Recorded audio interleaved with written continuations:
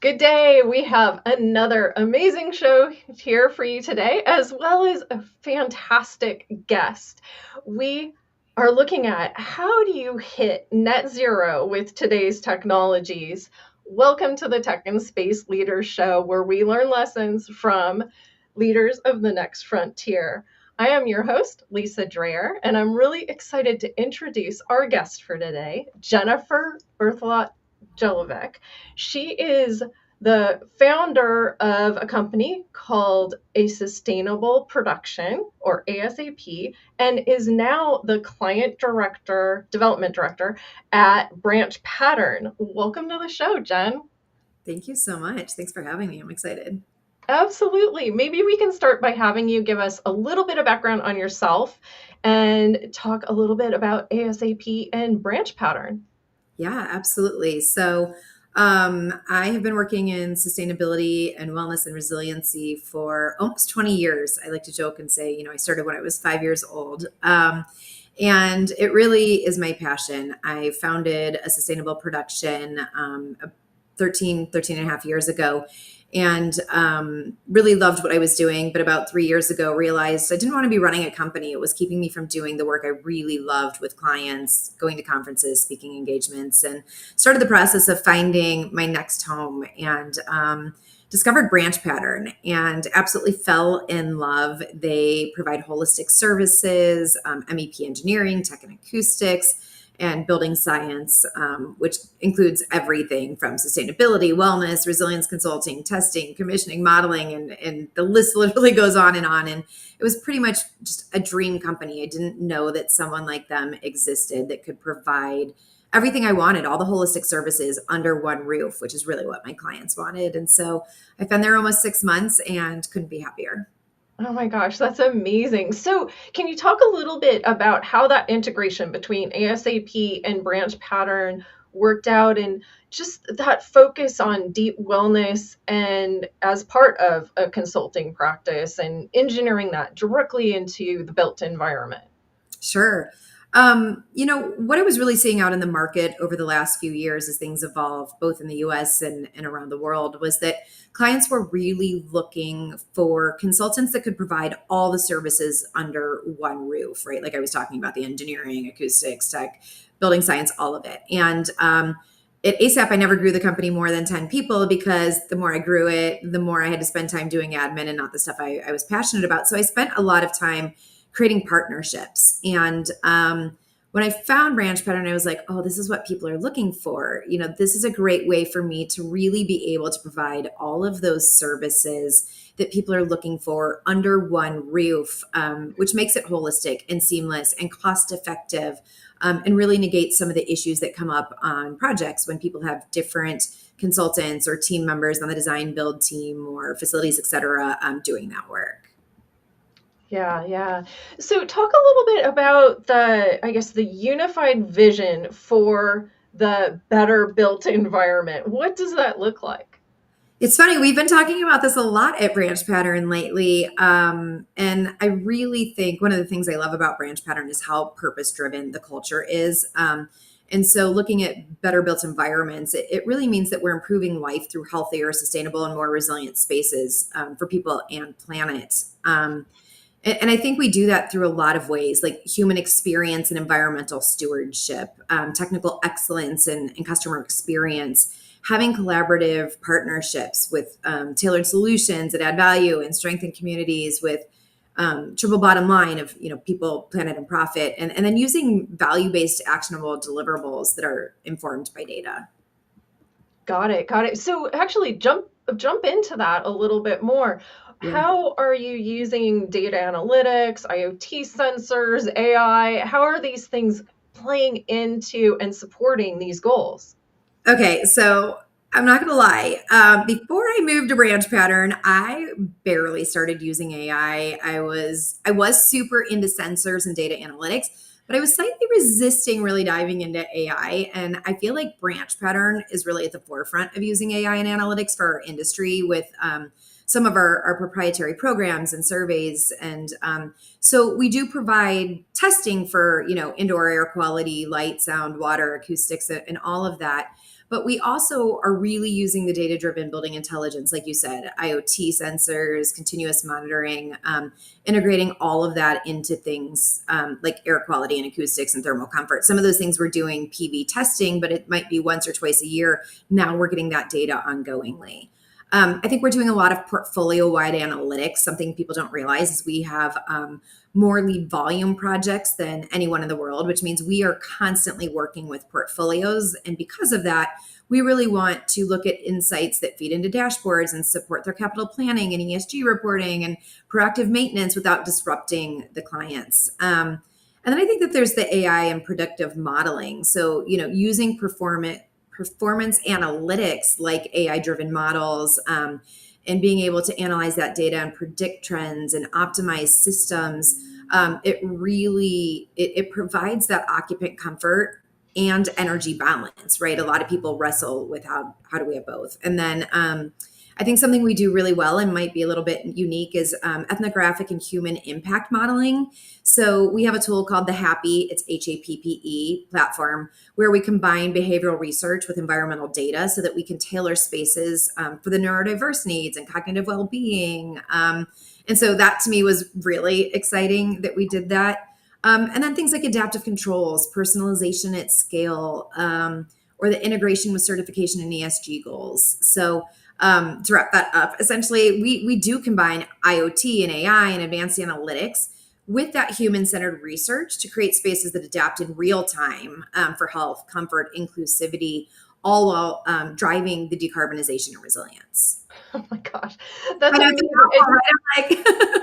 It's so much more than you would typically think goes into the built environment. And I think it's so exciting that all of these, health and neurodiversity and all of these things are actually going into the design of buildings today.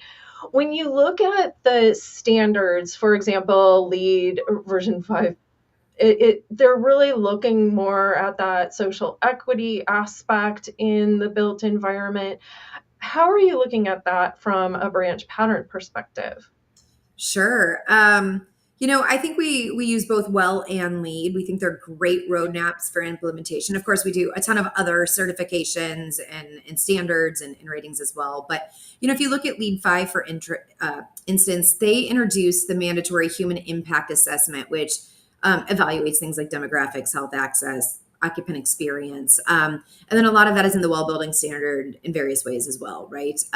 When we look at equity and inclusion in design, there are features or credits in LEED that promote things like universal access and inclusive design, affordable housing. And the WELL building standard has an WELL equity rating. And there's over 40 features in the WELL V2 standard that provide guidance on how to implement DEI efforts. And people ask, are people still doing this? Yes, they are. They might be calling it something else in this country. They may have renamed it, but they are still doing it. And when they're not, they're seeing huge impacts on their bottom line.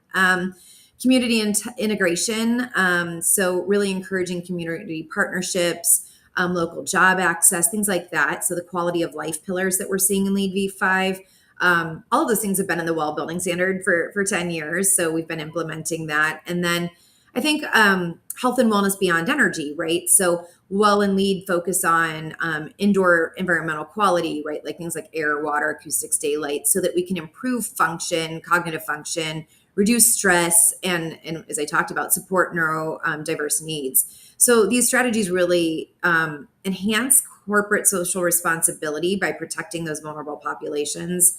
And then I think one of the last things is ethical and transparent supply chains. So we've seen in some of those material credits in LEED V5 prioritizing ethical sourcing, social responsibility, and environmental justice. And WELL also does that. They address modern day slavery and supply chains. And then I guess that wasn't my last one. I think the last one would be climate resilience and safety. So integrating climate resilience assessments, looking at how we protect occupants from hazards, making our spaces more safe and resilient. And then WELL also looks at that for organizations, making sure they're prepared for events like COVID or climate events and other major impacts. And so I think really like BranchPattern, we work with our clients, developers, owners, so that they can use their buildings as platforms for equity and health and resilience, aligning with their ESG goals, which then strengthens community ties, and they're able to meet standards like LEED v5 and WELL v2 as that third party certification or verification, so that they know that they're not greenwashing or health washing, and that somebody has confirmed that they're doing what they said they were going to do. Sure. So speaking of ESG, decarbonization obviously is a major goal within the built environment. What are some of the main things that leaders need to be looking at right now to push decarbonization forward in their buildings? Sure, we have these conversations all the time. I would say if I were to pick, let's say, 3 scalable technology driven strategies that they could deploy and deploy across portfolios rapidly, reduce operational and embodied carbon with a high impact, fast payback, and then strong portfolio level scalability. Because I think that's what's really important. A lot of things have changed. We're not just looking at buildings, we're looking at entire portfolios and communities now. The first one is going to be AI analytics driven energy optimization. So looking at that operational carbon, it's fast and scalable. So there's no major construction. It works with old and new construction existing, which is important because most of our buildings are existing. And it begins saving carbon in the moment that it's deployed, right? So that could be things like AI powered building automation, or something called FDD, real time fault detection and diagnostics. That's why we call it FDD, because it's a mouthful. Advanced sub-metering and digital twins, machine learning, load forecasting. And on average, that could result in anywhere between a 10 to 30% reduction in operational carbon within months. And then a rapid payback, often less than 2 years. So it's also extremely scalable across portfolios. So I think that's my first one. My second one would be probably electrification, and maybe they switch orders, but I think electrification and smart heat pump upgrades, which seems odd maybe, but that takes into account operational and future carbon avoidance, which I think is incredibly important. And again, it's fast and scalable. So the equipment replacements can be phased out across a portfolio as part of that normal capital cycle. And the tech, I think, is mature and works in almost all of the US climates at this point. It might differ, in other countries. So this would be things like air source or VRF heat pumps, induction. I always stumble on that one. Induction and electric alternatives, grid interactive equipment, and then phased electrification planning software. So these results sometimes are as high as 30 to 60% reduction in operational carbon over the life of the asset, right? So it's a little bit longer, but that's a huge reduction in operational carbon. And it also eliminates future stranded fossil fuel infrastructure, which is incredibly important to these portfolio owners. Yeah. With all of these considerations in mind, obviously there's a lot to think about and a lot to take into consideration as Yeah. you're either retrofitting an existing building or building a brand new building or environment, I guess broader environment. How do organizations kind of eat this, this giant piece of cake, right? It just is so much to think about. What's your approach to kind of getting started? Great question. It's interesting because, like, with BranchPattern, we provide so many services, which was my dream, right? To be able to provide all the services, but that can be like drinking from a fire hose when you're trying to help a client understand all their options. So what I learned a very long time ago, it's quite simple. It's just listen. Don't approach a client or potential client or a project with an agenda. Come in and ask questions, get in their world, and then actually listen to what they are saying. So learn their commitments, their constraints, their fears, hesitations, like what is actually driving their interest in sustainability, wellness, or resilience. And then don't overwhelm them. Like I said, we have pages of our services that we provide at BranchPattern. So after listening and getting in their world, it's like offering them options that address everything I just learned during that discovery, right? I want them to feel comfortable that I first heard them. I'm not just there to sell them something, and that I'm committed to supporting their goals without impacting their timelines and budgets, right? Two of the most important things, for developers, owners is their timeline and their budget. And then show them that they're in capable hands, through experience, knowledge, and being solution oriented. They will have a lot of those issues, concerns, hesitations, and having experience so that you can share with them how you may have approached that on a previous project, on a previous portfolio that's solution oriented, really helps to mitigate some of those concerns they may have, because it's making it all about them, right? If you listen, they're going to tell you everything you need to know to best support them. And I think as humans, we don't always listen. We come in ready to share without really getting in their world first. Yeah, absolutely, absolutely. You mentioned resilience, I think, earlier on, and as you know, there's so many climate impacts right now, wildfires, floods, all of these things that are out there, and you've talked a little bit about resilience. Can you talk a little bit more about that in terms of it being sort of a passive measure to an active integrated component of a sustainable design? Yeah, that was a really great way to state that.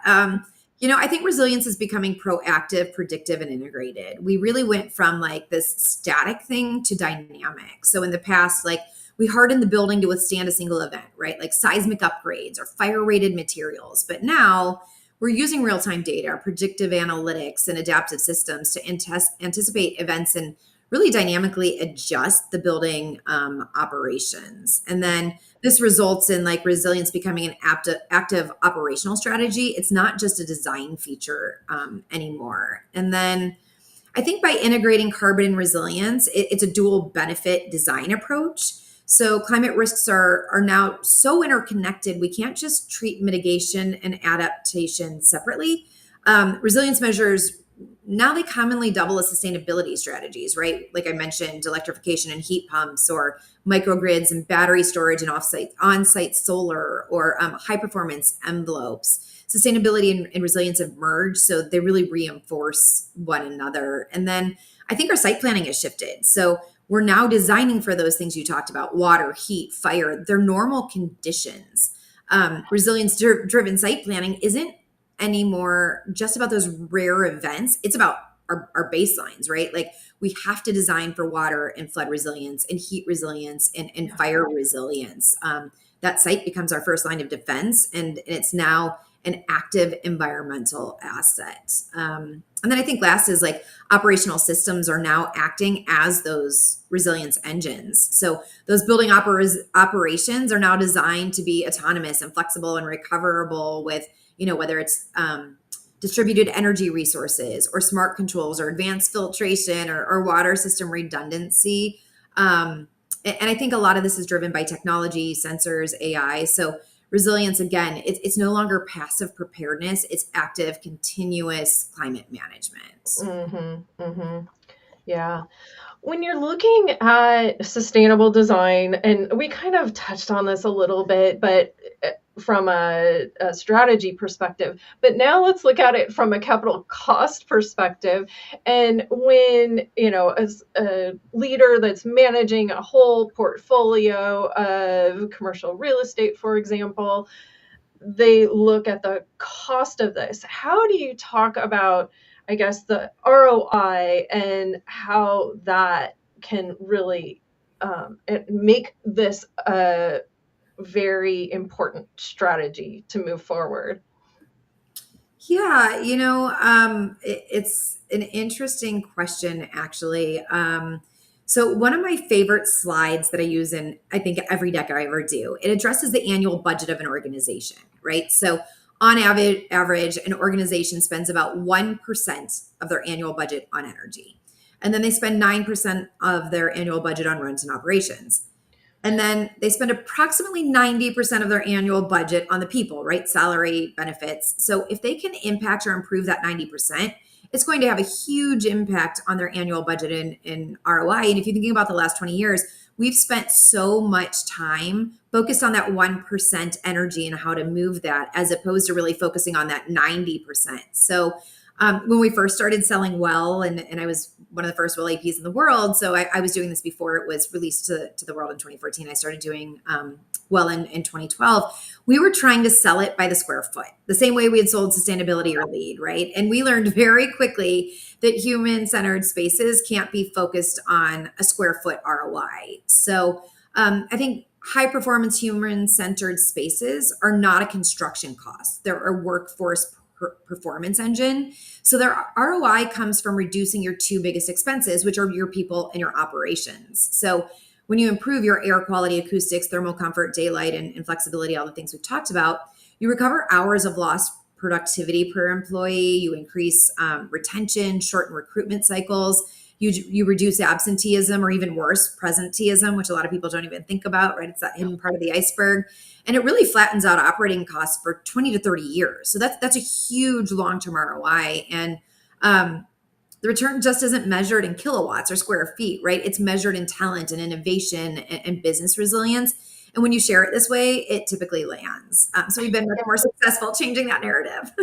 Wow, I'm on board. I'm ready. Yeah. You convinced me. That is an amazing perspective, and yeah, fantastic. So looking forward to the next decade, what do you see as kind of the specific technology, material innovations, regulatory changes that we might see coming down the pike?